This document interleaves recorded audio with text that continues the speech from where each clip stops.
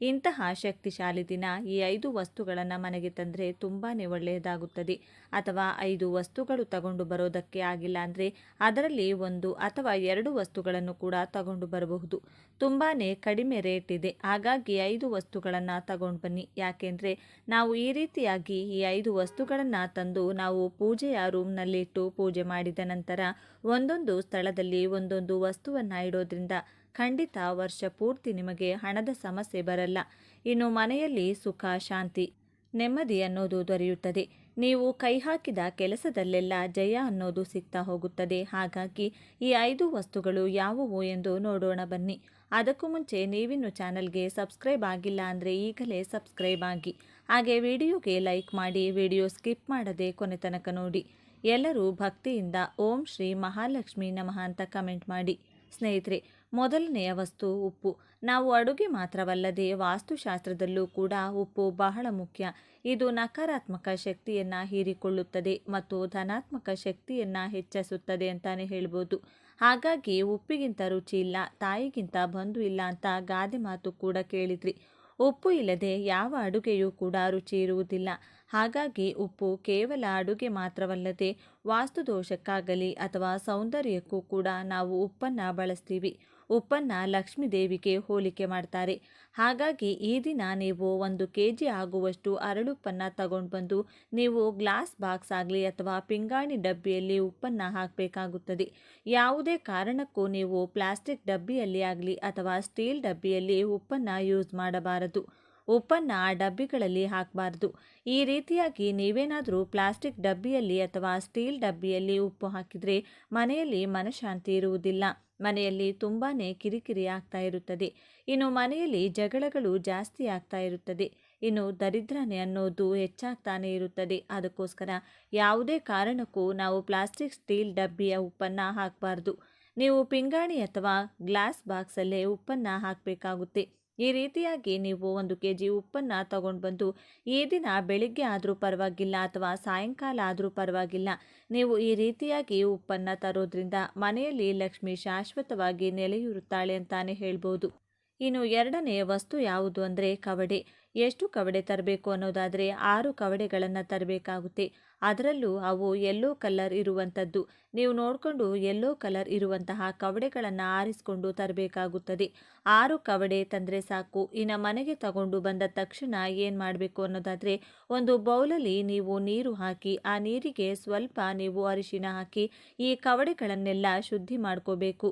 ಯಾಕೆ ಅಂದರೆ ಅಲ್ಲಿ ಎಷ್ಟೊಂದು ಜನ ಮುಟ್ಟಿರ್ತಾರೆ. ನಾವು ಡೈರೆಕ್ಟಾಗಿ ತಗೊಂಡು ಹೋಗಿ ದೇವರ ಮನೆಯಲ್ಲಿಟ್ಟು ಪೂಜೆ ಮಾಡಬಾರ್ದು. ಅದಕ್ಕೋಸ್ಕರ ನೀವು ಅರಿಶಿನದ ನೀರಿನಿಂದ ಇದನ್ನೆಲ್ಲ ಸ್ವಚ್ಛ ಮಾಡಿಕೊಂಡು ನಂತರ ಒಂದು ಒಳ್ಳೆ ಬಟ್ಟೆಯಲ್ಲಿ, ಶುದ್ಧವಾದ ಬಟ್ಟೆಯಲ್ಲಿ ಎಲ್ಲ ಒರೆಸಿ ನೀವು ಕವಡೆಗಳನ್ನು ಒಂದು ಕೆಂಪು ಬಟ್ಟೆ ಮೇಲೆ ಇಡಬೇಕಾಗುತ್ತದೆ. ದೇವರ ಮನೆಯಲ್ಲಿ ಇದನ್ನು ಕೂಡ ಬೆಳಿಗ್ಗೆ ಆದರೂ ಪರವಾಗಿಲ್ಲ, ಇಲ್ಲಾಂದರೆ ನೀವು ಗೋಧೂಳಿ ಸಮಯದಲ್ಲಿ ನೀವು ಪೂಜೆಯನ್ನು ಮಾಡಬಹುದು. ಒಂದು ಚಿಕ್ಕದು ಹೊಸ ಬಟ್ಟೆಯನ್ನು ನೀವು ಕೆಂಪು ಬಟ್ಟೆ ತಗೊಳ್ಳಿ. ಕೆಂಪು ಬಟ್ಟೆಯಲ್ಲಿ 6 ಕವಡೆಯನ್ನು ಇಟ್ಟು ಅದಕ್ಕೆ ಅರಿಶಿನ ಕುಂಕುಮ ಇಟ್ಟು ಸ್ವಲ್ಪ ಅಕ್ಷತೆ ಹಾಕಿ ನೀವು ಒಂದು ಹೂವನ್ನು ಇಟ್ಟು ಮಹಾಲಕ್ಷ್ಮಿ ಮುಂದೆ ಇಟ್ಟು ಪೂಜೆಯನ್ನು ಮಾಡಬೇಕಾಗುತ್ತದೆ. ಪೂಜೆ ಮಾಡಿ ಅದನ್ನು ನಂತರ ಧೂಪ ದೀಪಗಳನ್ನೆಲ್ಲ ತೋರಿಸಿ ನೀವು ಅದನ್ನು ಒಂದು ಗಂಟು ಕಟ್ಟಬೇಕು. ಗಂಟಿಗೂ ಕೂಡ ನೀವು ದೇವರ ಮನೆಯಲ್ಲಿ ಇಟ್ಟು ಪೂಜೆ ಮಾಡಿ ನಂತರ ನೀವು ಕ್ಯಾಶ್ ಇಡ್ತೀರಲ್ವಾ, ಆ ಕ್ಯಾಶ್ ಬಾಕ್ಸಲ್ಲಿ ಅಥವಾ ನೀವು ಎಲ್ಲಿ ಜ್ಯುವೆಲ್ರಿ ಇಡ್ತೀರಲ್ವ ಸ್ನೇಹಿತರೆ, ಅಲ್ಲಿ ಇಡಬೇಕಾಗುತ್ತದೆ. ಈ ರೀತಿಯಾಗಿ ಇಡೋದ್ರಿಂದ ಮಹಾಲಕ್ಷ್ಮಿ ನಮ್ಮ ಮನೆಯಲ್ಲಿ ಶಾಶ್ವತವಾಗಿ ನೆಲೆ ಇರುತ್ತಾಳೆ. ಅದರಲ್ಲೂ ವರ್ಷಕ್ಕೊಂದು ಸರಿ ಬರುವಂತಹ ಈ ಯುಗಾದಿ ಹಬ್ಬದ ದಿನ ಈ ವಸ್ತುಗಳನ್ನು ಮಾಡಿದರೆ ತುಂಬಾ ಒಳ್ಳೆಯದು. ಇನ್ನು 3ನೇ ವಸ್ತು ಯಾವುದು ಅಂದರೆ ಅಕ್ಕಿ. ಅಕ್ಕಿ ನಮ್ಮ ಮನೆಯಲ್ಲಿ ಆಲ್ರೆಡಿ ಇರುತ್ತೆ, ಆದರೆ ಈ ದಿನ 1 kgಯಷ್ಟು ನೀವು ಅಕ್ಕಿಯನ್ನು ತರಬೇಕಾಗುತ್ತದೆ. ಅಕ್ಕಿಯನ್ನು ತಗೊಂಡು ಬಂದು ನೀವು ಅಕ್ಕಿ ಡಬ್ಬ ಯೂಸ್ ಮಾಡ್ತೀರಲ್ಲ, ಆ ಅಕ್ಕಿಯಲ್ಲಿ ಹಾಕಬೇಕಾಗುತ್ತದೆ. ನಂತರ ನೀವು ಹೊಸ ಅಕ್ಕಿ ತಂದಿರ್ತೀರಲ್ಲ, ಆ ಅಕ್ಕಿಯಲ್ಲಿ ನೀವು 1 ಹಿಡಿ ಆಗುವಷ್ಟು ನೀವು ಅಕ್ಕಿಯನ್ನು ತಗೋಬೇಕಾಗುತ್ತದೆ.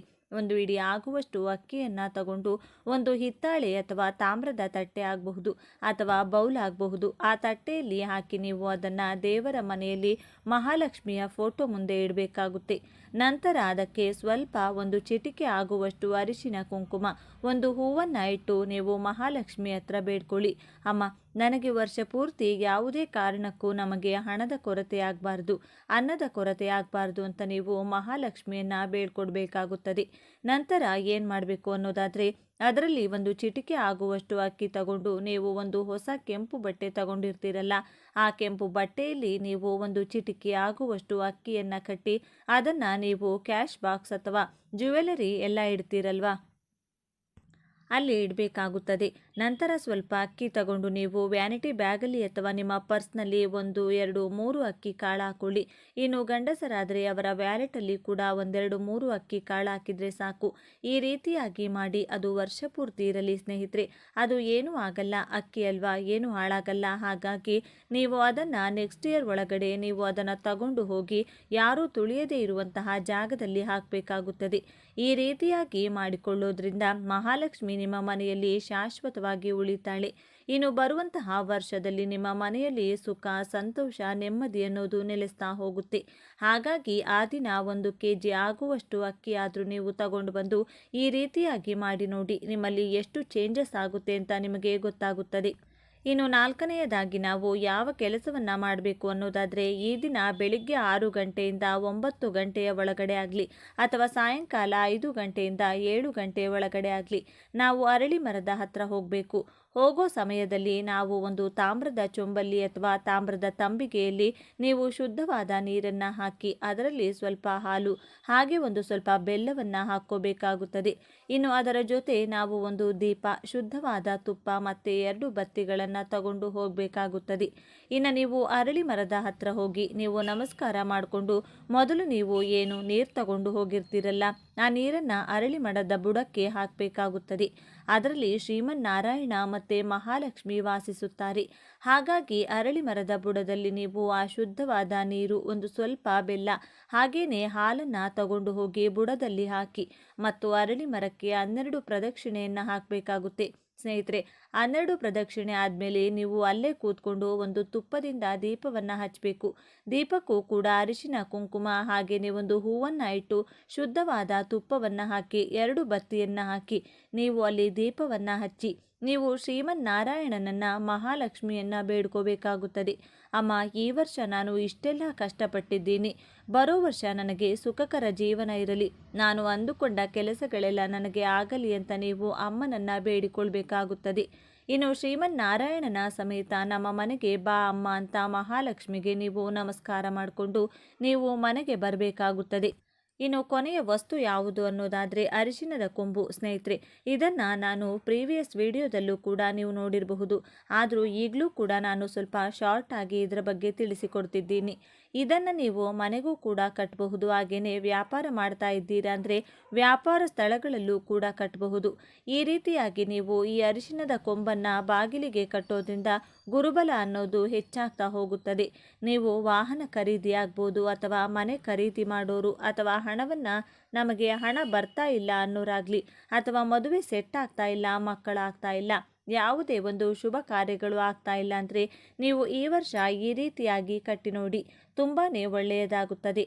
ನಾವು ಎಷ್ಟು ಅರಿಶಿನದ ಕೊಂಬು ತಗೋಬೇಕು ಅನ್ನೋದಾದರೆ ಸಮಸಂಖ್ಯೆಯಲ್ಲಿ ತಗೋಬೇಕು. 2, 4, 6, 8, 10 ಈ ರೀತಿಯಾಗಿ ಸಮಸಂಖ್ಯೆಯಲ್ಲಿ ತಗೊಳ್ಬೇಕಾಗುತ್ತದೆ. ನಮ್ಮ ಬಾಗಿಲು ಎಷ್ಟು ಉದ್ದ ಇರುತ್ತೆ, ಎಷ್ಟು ಉದ್ದ ನಾವು ಕಟ್ಟಬೇಕಾಗುತ್ತೆ. ನೀವು ಒಂದು ವೈಟ್ ದಾರವನ್ನು ತಗೊಂಡು ಅರಿಶಿನದ ನೀರಿನಲ್ಲಿ ಮಿಕ್ಸ್ ಮಾಡಿಕೊಂಡು ಅರಿಶಿನದ ದಾರವನ್ನು ಮಾಡ್ಕೊಳ್ಬೇಕಾಗುತ್ತೆ. ನಂತರ ನಾವು ಇದನ್ನು ಹೂ ಕಟ್ಟೋ ರೀತಿಯಾಗಿ ಆದರೂ ಕಟ್ಬೋದು. ಇಲ್ಲ ಅಂತಂದರೆ ನೀವು ಸ್ವಲ್ಪ ಜಾಗ ಬಿಟ್ಕೊಂಡು ನೀವು ಅದನ್ನು ಗಂಟು ಹಾಕಿಕೊಂಡು ಕೂಡ ಕಟ್ಕೋಬಹುದು. ಈ ರೀತಿಯಾಗಿ ಕಟ್ಕೊಂಡು ನೀವು ಇದನ್ನು ಯಾವಾಗ ಕಟ್ಟಬೇಕು ಅಂತಂದರೆ ಈ ದಿನ ಬೆಳಿಗ್ಗೆ ಆದಷ್ಟು ಬ್ರಾಹ್ಮಿ ಮುಹೂರ್ತದಲ್ಲಿ ಕಟ್ಟಿದರೆ ತುಂಬಾ ಒಳ್ಳೆಯದು. ಇಲ್ಲ ಅಂತಂದರೆ 9 ಗಂಟೆಯ ಒಳಗಡೆ ಈ ಕೆಲಸವನ್ನು ಮಾಡಿಕೊಳ್ಬೇಕಾಗುತ್ತದೆ. ಮೊದಲು ನೀವು ಎಣ್ಣೆ ಸ್ನಾನ ಮಾಡಿ ನಂತರ ನೀವು ಹೊಸ ಬಟ್ಟೆಯನ್ನು ಹಾಕ್ಕೊಂಡು ಅಥವಾ ಶುದ್ಧವಾದ ಬಟ್ಟೆಯನ್ನು ಹಾಕ್ಕೊಂಡು ನೀವು ಎಲ್ಲರೂ ಅಂತಂದರೆ ಈ ದಿನ ಎಲ್ಲರೂ ಬೇಗ ಎದ್ದು ಸ್ನಾನಗಳೆಲ್ಲ ಮುಗಿಸಿ ನಂತರ ಮೊದಲು ನಾವು ಹೊಸಲಿಗೆ ಇದನ್ನು ಕಟ್ಟಿ ಮೊದಲು ನೀವು ಇದನ್ನು ಕಟ್ಟಿಬಿಡಿ. ಇದು ಎಷ್ಟು ದಿನ ಇರಬೇಕು ಅಂದರೆ ಎಷ್ಟು ದಿನ ಆದರೂ ಇರಬಹುದು ಸ್ನೇಹಿತರೆ. ಇದಕ್ಕೆ ಇಷ್ಟೇ ದಿನ ಇರಬೇಕು ಅಂತೇನಿಲ್ಲ. ಅಕಸ್ಮಾತ್ ಹಳೆಯದಾಗಿ ಕಟ್ಟಾಯಿತು ಅಂತಂದರೆ ಅಂದಲ್ಲಿ ಸಮಯದಲ್ಲಿ ನೀವು ತಗೊಂಡು ಹೋಗಿ ಹರಿಯೋ ನೀರಿಗೂ ಬಿಡಬಹುದು. ಇಲ್ಲ ಅಂತಂದರೆ ಯಾವುದಾದರೂ ಮರದ ಬುಡಕ್ಕೋ ಅಥವಾ ದೊಡ್ಡ ದೊಡ್ಡ ಮರ ಇದ್ದರೆ ಮರದಲ್ಲೂ ಕೂಡ ಇಡಬಹುದು. ಈ ರೀತಿ ಕೂಡ ಮಾಡಬಹುದು. ಎಷ್ಟು ದಿನ ಆದರೂ ಇರಬಹುದು. ಈ ರೀತಿಯಾಗಿ ಕಟ್ಟೋದ್ರಿಂದ ನೋಡಿ ನಿಮಗೆ ಗುರುಬಲ ಅನ್ನೋದು ಹೆಚ್ಚಾಗ್ತಾ ಹೋಗುತ್ತೆ. ನಾನು ಇಷ್ಟು ದಿನ ಯಾವುದೇ ಒಂದು ಕೆಲಸಕ್ಕೆ ಕೈ ಹಾಕಿದರೂ ಆಗ್ತಾ ಇಲ್ಲ ಅನ್ನೋರಾಗಲಿ, ಅಥವಾ ನನಗೆ ಎಷ್ಟೊಂದು ಆಸೆ ಇದೆ, ಒಂದು ಸೈಟ್ ತಗೊಳ್ಳೋಕ್ಕಾಗ್ತಿಲ್ಲ, ಒಂದು ಮನೆ ತಗೊಳ್ಳೋಕ್ಕೆ ಆಗ್ತಿಲ್ಲ, ಅಥವಾ ಒಂದು ವಾಹನ ತಗೊಳ್ಳೋಕ್ಕೆ ಆಗ್ತಾ ಇಲ್ಲ ಅನ್ನೋರು ಈ ರೀತಿಯಾಗಿ ಮಾಡಿ ನೋಡಿ, ಖಂಡಿತ ನಿಮಗೆ ಒಳ್ಳೆಯದಾಗುತ್ತೆ. ನೀವು ಈ ದಿನ ನೀವು ಮನೆಯಲ್ಲೇ ರೆಡಿ ಮಾಡಿಕೊಂಡು ಹೋಗಿ ನೀವು ಅದನ್ನು ನೀವು ಅಂಗಡಿಯಲ್ಲೂ ಕೂಡ ಕಟ್ಟಬಹುದು. ಅದರಿಂದ ವ್ಯಾಪಾರ ಚೆನ್ನಾಗಿ ಆಗುತ್ತದೆ. ಜನಾಕರ್ಷಣೆ ಅನ್ನೋದು ಹೆಚ್ಚಾಗ್ತಾ ಹೋಗುತ್ತೆ. ಹಾಗಾಗಿ ನೀವು ಈ ದಿನ ಮಿಸ್ ಮಾಡಬೇಡಿ. ಎಲ್ಲರೂ ಈ ರೀತಿಯಾಗಿ ಮಾಡ್ಕೊಳ್ಳಿ. ಮನೆಯಲ್ಲಿ ಸುಖ, ಶಾಂತಿ, ನೆಮ್ಮದಿ ಇರಬೇಕು, ಸಾಲದಿಂದ ಮುಕ್ತಿ ಹೊಂದಬೇಕು ಅಂದರೆ ನಾವು ಈ ರೀತಿಯಾದ ಸಣ್ಣ ಸಣ್ಣ ರೆಮಿಡಿಗಳನ್ನು ಮಾಡ್ತಾ ಬಂದರೆ ಖಂಡಿತ ಇದನ್ನು ನಂಬಿ ಮಾಡಿ. ಈ ದಿನ ಈ 5 ವಸ್ತುಗಳನ್ನು ತೆಗೆದುಕೊಂಡು ಬನ್ನಿ. ಇದರಿಂದ ನಮಗೆ ಒಳ್ಳೆಯದಾಗುತ್ತೆ ಅಂತ ನೀವು ಒಂದು ದೃಢವಾದ ಸಂಕಲ್ಪ ಮಾಡಿಕೊಂಡು ಈ ರೀತಿಯಾಗಿ ಮಾಡ್ತಾ ಬನ್ನಿ. ಖಂಡಿತ ನಿಮಗೆ ವರ್ಷ ಪೂರ್ತಿ ನಿಮ್ಮ ಮನೆಯಲ್ಲಿ ಸುಖ, ಶಾಂತಿ, ನೆಮ್ಮದಿ, ಗುರುಬಲ ಅನ್ನೋದು ಹೆಚ್ಚಾಗ್ತಾ ಹೋಗುತ್ತೆ. ಮಹಾಲಕ್ಷ್ಮಿ ಶಾಶ್ವತವಾಗಿ ಶ್ರೀಮನ್ನಾರಾಯಣನ ಸಮೇತ ನಿಮ್ಮ ಮನೆಯಲ್ಲಿ ವಾಸವಾಗಿರುತ್ತಾಳೆ. ಹಾಗೆ ನೀವು ಏನು ಬೇಡಿಕೊಳ್ಳುತ್ತೀರೋ ಅದು ಅತಿ ಶೀಘ್ರದಲ್ಲಿ ಆಗುತ್ತೆ ಅಂತ ಹೇಳ್ತಾ ಈ ಮಾಹಿತಿ ಇಷ್ಟ ಆಗಿದ್ರೆ ಲೈಕ್ ಮಾಡಿ, ಶೇರ್ ಮಾಡಿ, ನಮ್ಮ ಚಾನಲ್ಗೆ ಸಬ್ಸ್ಕ್ರೈಬ್ ಆಗಲು ಮರಿಬೇಡಿ. ಎಲ್ಲರೂ ಭಕ್ತಿಯಿಂದ ಓಂ ಶ್ರೀ ಮಹಾಲಕ್ಷ್ಮಿ ನಮಃ ಅಂತ ಕಮೆಂಟ್ ಮಾಡಿ. ಇದರಿಂದಾಗಿ ಈ ದಿನ ಮಹತ್ವ ಸಾಕಷ್ಟು ಹೆಚ್ಚಾಗುವುದು. ಈ ದಿನ ಸ್ನಾನ, ದಾನ, ತರ್ಪಣ ನೀಡುವುದು ಜೊತೆಗೆ ಹನುಮಂತ ಹಾಗೂ ಮಂಗಳ ದೇವನನ್ನ ಶ್ರದ್ಧಾ ಭಕ್ತಿಯಿಂದ ಪೂಜಿಸುವುದರಿಂದ ನಿಮ್ಮ ಎಲ್ಲ ರೀತಿಯ ಸಂಕಷ್ಟಗಳು ದೂರವಾಗುವುದೆಂದು ಹೇಳಲಾಗುತ್ತದೆ. ಜೊತೆಗೆ ಶನಿದೇವನ ಕೃಪೆ ನಿಮ್ಮ ಮೇಲೆ ಸಾಕಷ್ಟು ಹೆಚ್ಚಾಗುವುದು. ಜ್ಯೋತಿಷ್ಯ ಶಾಸ್ತ್ರದ ಪ್ರಕಾರ ಹನುಮಂತನ ಪೂಜೆಯನ್ನು ಮಾಡುವ ಜನರಿಗೆ ಶನಿದೇವರು ಎಂದಿಗೂ ಕಷ್ಟಗಳನ್ನು ನೀಡುವುದಿಲ್ಲ ಎಂದು ಹೇಳಲಾಗುತ್ತದೆ. ಹಾಗಾಗಿ ಈ ದಿನದ ವಿಶೇಷತೆಯನ್ನು ಇನ್ನಷ್ಟು ಹೆಚ್ಚಾಗಿವೆ. ಈ ದಿನ ಸಾಕಷ್ಟು ಲಾಭದಾಯಕವಾಗಿರುವುದರಿಂದ ಹೆಚ್ಚಿನ ಸುಖ ಸಮೃದ್ಧಿಯನ್ನು ನೀಡಲಿದೆ.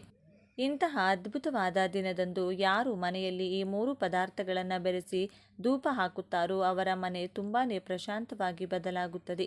ಹಾಗೆ ಅವರ ಮನೆಯಲ್ಲಿರುವ ದರಿದ್ರ ಬಾಧೆಗಳೆಲ್ಲವೂ ಹೋಗುತ್ತದೆ. ಈ ವಿಡಿಯೋದಲ್ಲಿ ಈ 3 ಪದಾರ್ಥಗಳು ಯಾವುದು, ಧೂಪ ಯಾವ ರೀತಿ ಹಾಕಬೇಕು ಎಂದು ತಿಳಿಸಿಕೊಡ್ತೀನಿ. ಆದರೆ ಅದಕ್ಕೂ ಮುಂಚೆ ನೀವಿನ್ನು ನಮ್ಮ ಚಾನಲ್ನ ಸಬ್ಸ್ಕ್ರೈಬ್ ಮಾಡ್ಕೊಂಡಿಲ್ಲ ಅಂದರೆ ಖಂಡಿತ ಈಗಲೇ ಸಬ್ಸ್ಕ್ರೈಬ್ ಮಾಡ್ಕೊಳ್ಳಿ. ಹಾಗೆ ಈ ವಿಡಿಯೋ ಇಷ್ಟ ಆದರೆ ಮರೆಯದೆ ಒಂದು ಲೈಕ್ ಕೊಡಿ. ಎಲ್ಲರೂ ಭಕ್ತಿಯಿಂದ ಓಂ ಶ್ರೀ ಮಹಾಲಕ್ಷ್ಮಿ ಅಂತ ಕಮೆಂಟ್ ಮಾಡಿ.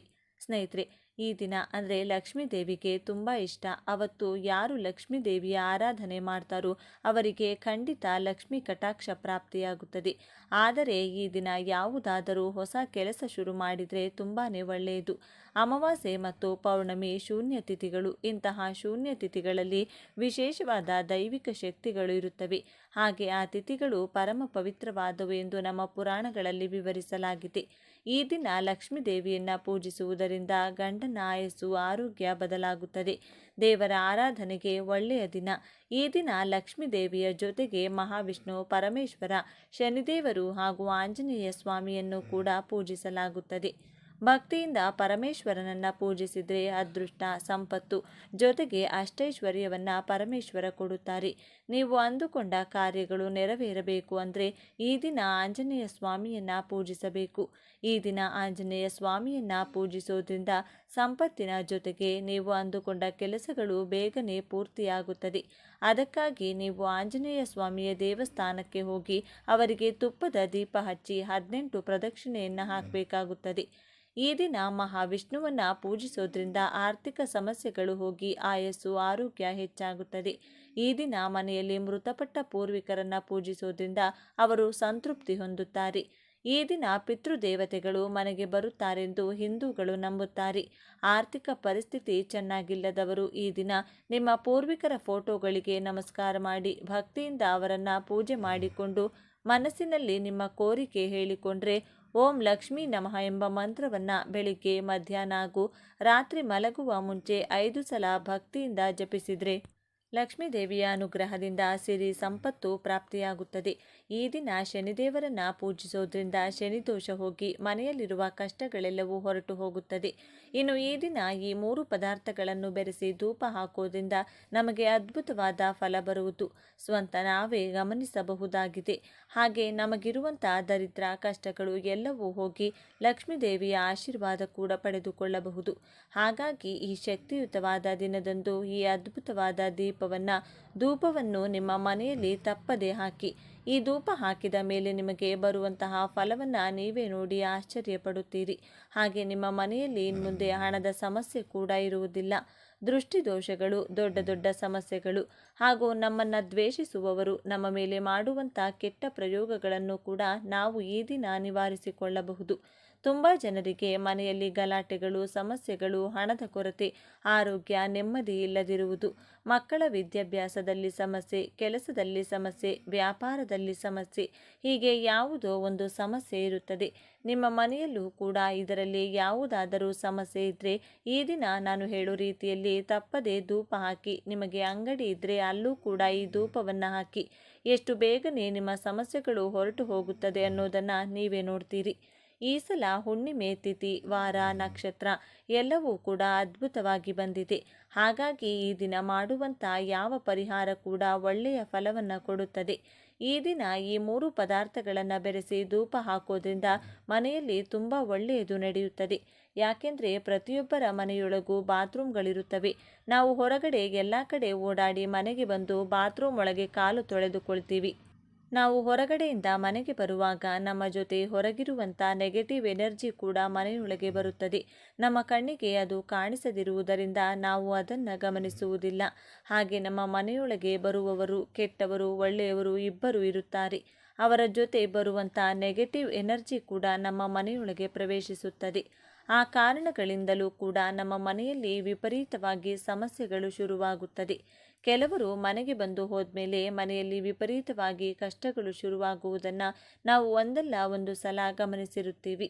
ಆ ರೀತಿ ಆಗೋಕೆ ಕಾರಣ ಏನೆಂದರೆ ಅವರ ಮೈಯೊಳಗೆ ಯಾವುದಾದರೂ ನೆಗೆಟಿವ್ ಎನರ್ಜಿ ಇದ್ದರೆ ಅವರು ನಮ್ಮ ಮನೆಯೊಳಗೆ ಬಂದಾಗ ಆ ನೆಗೆಟಿವ್ ಎನರ್ಜಿ ಅವರ ಮೈಯಿಂದ ಹೊರಬಂದು ನಮ್ಮ ಮನೆಯೊಳಗೆ ಉಳಿದು ಹೋಗುತ್ತದೆ. ಹಿಂದಿನ ಕಾಲದಲ್ಲಾದರೆ ಹೊರಗಿಂದ ಮನೆಗೆ ಬರಬೇಕು ಅಂದರೆ ಕಾಲು ತೊಳೆದುಕೊಂಡು ಮನೆಯೊಳಗೆ ಕಾಲಿಡುತ್ತಿದ್ದರು. ಈಗಲೂ ಕೂಡ ಕೆಲವು ಮನೆಗಳಲ್ಲಿ ಇದೇ ಆಚಾರ ಪಾಲಿಸುತ್ತಾರೆ. ದೇವಸ್ಥಾನಗಳಲ್ಲೂ ಕೂಡ ಇದೇ ಕಾರಣದಿಂದಲೇ ಕಾಲು ತೊಳೆದುಕೊಂಡು ಒಳಗೆ ಬರುವ ಆಚಾರ ಇಡಲಾಗಿದೆ. ಆದರೆ ಈಗ ಈ ರೀತಿ ಮಾಡಬೇಕು ಅಂದರೆ ನಮಗೆ ಸ್ವಂತ ಮನೆ ಇರಬೇಕು. ಮನೆ ಹೊರಗಡೆ ಕಾಲು ತೊಳೆದುಕೊಳ್ಳಲು ಜಾಗ ಇರಬೇಕು ಅಥವಾ ಬಾತ್ರೂಮ್ ಇರಬೇಕು. ಇತ್ತೀಚೆಗೆ ಯಾರ ಮನೆ ಹೊರಗೆ ತಾನೆ ಅಂತ ವ್ಯವಸ್ಥೆ ಮಾಡಿರುತ್ತಾರೆ. ಎಲ್ಲರ ಮನೆಯಲ್ಲೂ ಬಾತ್ರೂಮ್ಗಳು ಹಾಲಲ್ಲಿ ಅಥವಾ ಬೆಡ್ರೂಮ್ ಒಳಗೆ ಕಟ್ಟಿರುತ್ತಾರೆ. ಕೆಲವರ ಮನೆಗಳಲ್ಲಿ ಕಿಚನ್ ಒಳಗಿರುತ್ತದೆ. ಹಾಗಾಗಿ ಇರೋ ದರಿದ್ರ ಎಲ್ಲ ನಮ್ಮ ಮನೆಯಲ್ಲಿ ನಾವು ಬಂದೋಬಸ್ತಾಗಿ ಕಾಪಾಡಿಕೊಳ್ತಾ ಇರ್ತೀವಿ. ಹಾಗಾಗಿ ಆಗಾಗ ಮನೆಯಲ್ಲಿ ಸಾಂಬ್ರಾಣಿ ಹಾಕೋದು, ಪ್ರತಿದಿನ ಅಗರಬತ್ತಿ ಹಾಗೂ ಧೂಪ ಹಚ್ಚೋದು, ಗಂಟೆ ಹೊಡೆಯೋದು, ಶಂಕು ಊದೋದು ಇದೆಲ್ಲ ಕೂಡ ಮಾಡ್ತಾ ಇರಬೇಕು. ಬಾತ್ರೂಮಿಂದ ಹೊರಗೆ ಬರುವಾಗ ಕಾಲು ತೊಳೆದುಕೊಂಡು ಬರಬೇಕು. ಇದನ್ನು ಮಕ್ಕಳಿಗೂ ಕೂಡ ಅಭ್ಯಾಸ ಮಾಡಿಸಬೇಕು. ಪ್ರತಿದಿನ ಮನೆಗೆ ಹೊರಗಿಂದ ಒಳಗೆ ಬರುವಾಗ ಕಾಲು ತೊಳೆಯಲು ಸಾಧ್ಯವಾಗಲಿಲ್ಲ ಅಂದರೂ ಕೂಡ ಯಾವುದಾದರೂ ಸಾವಿಗೆ ಹೋದಾಗ ಅಥವಾ ಸ್ಮಶಾನಕ್ಕೆ ಹೋದ ಸಂದರ್ಭದಲ್ಲಿ ಯಾವುದಾದರೂ ಪಾತ್ರೆ ಒಳಗೆ ಕಾಲಿಟ್ಟು ಮನೆ ಹೊರಗಡೆಯೇ ಕಾಲು ತೊಳೆದುಕೊಂಡು ಮನೆಯೊಳಗೆ ಹೋಗೋಕೆ ಪ್ರಯತ್ನ ಮಾಡಿ. ಅಥವಾ ನೀವು ಮನೆಯೊಳಗೆ ಬಂದರೂ ಕೂಡ ಸ್ನಾನ ಮಾಡಿದ ಮೇಲೆ ಮನೆಯೆಲ್ಲ ಗಂಗಾಜಲ ಚೆಲ್ಲಿ ಮನೆಯಲ್ಲಿ ಗುಡಿಸಿ ಒರೆಸಿಕೊಳ್ಳಿ. ಅಥವಾ ಒಂದು ವಾಟರ್ ಬಾಟಲ್ ತಗೊಂಡು ಮನೆ ಹತ್ತಿರದಲ್ಲಿ ಎಲ್ಲಾದರೂ ಜಾಗ ಇದ್ದರೆ ಅಲ್ಲೇ ಕಾಲು ತೊಳೆದುಕೊಂಡು ಮತ್ತೆ ಮನೆಗೆ ಹೋಗಿ. ಇನ್ನು ಧೂಪ ಹಾಕೋಕೆ ಬೇಕಾದಂಥ ಪದಾರ್ಥಗಳು ಸಾಂಬ್ರಾಣಿ, ಕರ್ಪೂರ ಹಾಗೂ ಕೆಲವು ಒಣಗಿದಂಥ ಬೇವಿನ ಎಲೆಗಳು. ಈ 3 ಪದಾರ್ಥಗಳು ತುಂಬ ಮುಖ್ಯ. ಇದರ ಜೊತೆಗೆ ನಿಮ್ಮ ಹತ್ತಿರ ಇದ್ದರೆ ಕೆಲವು ದರ್ಬೆ ಹಾಗೂ ಒಣಗಿದ ತುಳಸಿ ಎಲೆಗಳು ಮತ್ತು ಒಣಗಿದ ಎಲೆಗಳು ಮತ್ತು ಒಣಗಿದ ವೀಳ್ಯದೆಲೆಗಳನ್ನು ಕೂಡ ಸೇರಿಸಬಹುದು. ಇಲ್ಲದಿದ್ದರೆ ಬರೀ ಬೇವಿನ ಎಲೆ, ಕರ್ಪೂರ ಮತ್ತು ಸಾಂಬ್ರಾಣಿ ಬಳಸಿ ಧೂಪ ಹಾಕಿದರೂ ಸರಿ ಹೋಗುತ್ತದೆ. ಇದರಿಂದ ನಿಮ್ಮ ಮನೆಯಲ್ಲಿ ಏನಾದರೂ ನೆಗೆಟಿವ್ ಎನರ್ಜಿ ಇದ್ದರೆ ಅಥವಾ ಮೈಯಲ್ಲೇನಾದರೂ ಇದ್ದರೆ ಒಂದು ಕ್ಷಣ ಕೂಡ ನಿಮ್ಮ ಮನೆಯಲ್ಲಿರುವುದಿಲ್ಲ. ಯಾವ ರೀತಿ ಮನೆಯೊಳಗೆ ಬಂತು ಅದೇ ರೀತಿ ಹೊರಗೆ ಹೊರಟು ಹೋಗುತ್ತದೆ. ಅದು ನಿಮಗೆ ಕಾಣಿಸಲ್ಲ. ಅಂದರೂ ಕೂಡ ನೀವು ಈ ಧೂಪ ಹಾಕಿದ ಮೇಲೆ ನಿಮ್ಮ ಮನೆಯಲ್ಲಿ ಹಾಗೂ ಮೈಯಲ್ಲಿ ನಡೆಯುವಂಥ ಬದಲಾವಣೆಗಳನ್ನು ನೀವೇ ಗಮನಿಸುತ್ತೀರಿ. ಈ ವಿಡಿಯೋ ನಿಮಗೆ ಇಷ್ಟ ಆದರೆ ಲೈಕ್ ಮಾಡಿ, ಶೇರ್ ಮಾಡಿ. ಇಂಥ ಹೆಚ್ಚಿನ ಉತ್ತಮ ಮಾಹಿತಿಗಾಗಿ ತಪ್ಪದೇ ನಮ್ಮ ಚಾನಲ್ನ ಸಬ್ಸ್ಕ್ರೈಬ್ ಮಾಡಿಕೊಳ್ಳಿ. ನಾಳೆ ಮತ್ತೊಂದು ವಿಡಿಯೋದೊಂದಿಗೆ ಪುನಃ ಭೇಟಿಯಾಗೋಣ. ಧನ್ಯವಾದಗಳು.